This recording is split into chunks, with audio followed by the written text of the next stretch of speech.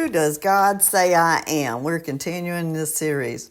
Well, today, he calls you a saint. Yeah, if you're like me, sometimes when you hear that word, it's like, yeah, that's not me. But this is what God calls you. So we're going to look at a couple of verses today. One of them is Ephesians 2:19. One is Philippians 4:21.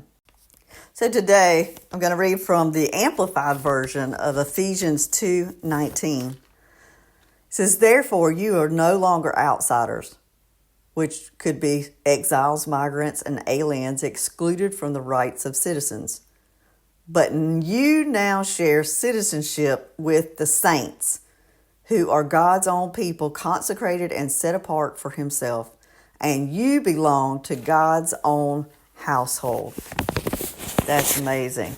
Now, in Philippians 4:21, it says, "Remember me to every saint, every born-again believer in Christ Jesus. The brethren, who are my associates, who are with me, greet you. All the saints, who are God's consecrated ones here, wish to be remembered by you, especially those of Caesar's household."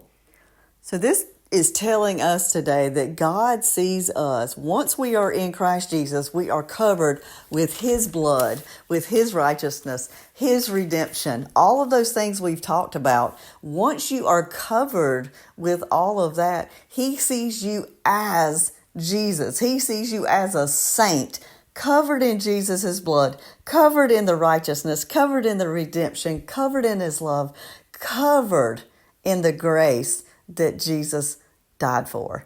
So we are no longer who we are, but we are saints when we are with him. Such a beautiful thing to think about today. So as you go about your day today, I want you to think about God sees me as a saint.